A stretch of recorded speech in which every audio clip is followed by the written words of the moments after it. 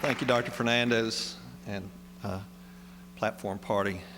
Thank you for this honor, and it is indeed an honor that I don't take lightly to speak and address you graduates, and also to represent a group of people that I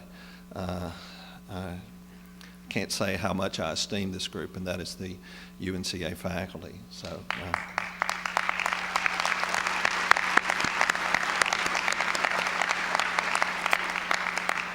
Well, someone asked me, are you going to talk about NASCAR? And that's maybe the one thing I'm not going to talk about today. But hopefully I can guarantee it's going to be pretty short. So I've learned from hearing lots of commencement talks that that's probably the most important thing, because you got important business ahead of you. So in the early 1980s, I moved to Nashville, Tennessee to become a high school teacher and coach. I was one of those notorious history teachers / coach. On the way to work every day, I passed through a relatively new business park and noticed that in this planned community, all the trees were the same unfamiliar variety. I soon came to find out that these trees are known as Bradford pears. Landscapers and homeowners in the 1980s and 90s adored Bradford pears and planted them by the millions in the United States. The tree is fast-growing, even in poor soils, drought-resistant, and is one of the first trees to flower in spring and the last to lose its colorful leaves in fall. Relatively soon, however, the landscapers and homeowners who planted so many Bradfords discovered that, like many early bloomers, there's a real downside to these trees. In short, the Bradford pear's early blooming and late dropping of their leaves, combined with soft wood, a weak branch structure, and shallow roots make them extremely susceptible to splitting or toppling over entirely. In addition, the showy blooms stink. In the words of one observer, the smell reminds one of rotting tuna. In addition, the tree's wood is virtually useless. I despise Bradford pears. Thankfully, my mother, who I think is here somewhere, cut hers down recently. So today, I would like you, in contrast, to consider a tree I love, the oak. Like the Bradford pear, oaks grow well in a variety of soils, but here its similarity to the pear ends. Oaks are slow growers, have no showy blooms, and aren't particularly colorful in fall. At the same time, they are extremely hardy, put down deep roots, don't split easily or drop limbs on your head. I do have to qualify this because it dawned on me this morning. I had this line in here, and my brother, my dear oldest brother, was almost killed when an oak tree fell on his head. But generally speaking, and he was out in the woods in a windstorm, something you don't want to be doing. So even oaks aren't invincible. And they produce a wonderful seed, which I think you got on the way in, the acorn, which is a favorite food of wildlife. Even in death, oaks leave a valuable legacy in wood, which provides warm fires, beautiful and hardy furniture, and a key ingredient for the slow production of tasty North Carolina pork barbecue. Had to get that in there. Unfortunately, we live in a world dominated by Bradford pear thinking.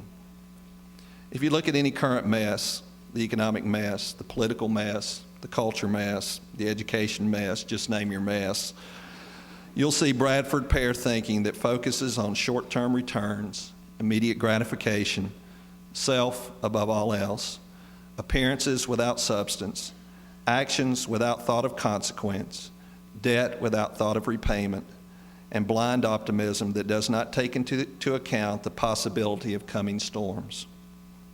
When the storms do come, as they have recently and inevitably will, the people and institutions that practice such Bradford pear thinking break apart, split, and shatter.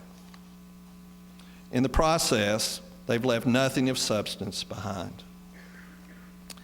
Graduates, I would encourage you as you move forward in life to think like an oak. You've already made an important oak decision in choosing to pursue your education at UNCA. You've chosen education rather than short-term training, 4 courses in humanities that aren't going to immediately translate into higher pay, but will fruitfully inform your life and your work for the rest of your life. Now, I promise you that. My first year at UNCA, I taught Humanities 414, and I made the mistake at the end of the class of allowing the students to vent about humanities. And they went on and on and on. And one student did finally say, he said, you know, I've heard that sometime like in your late 30s or something, way on down the road, that you'll appreciate this, but I don't believe it. But trust me, talk to me when you turn 40, and that humanities is going to be important to you. Experiences in math, the sciences, and social sciences that you might not have chosen if given your druthers, but that give you the type of broad education that your employers will value.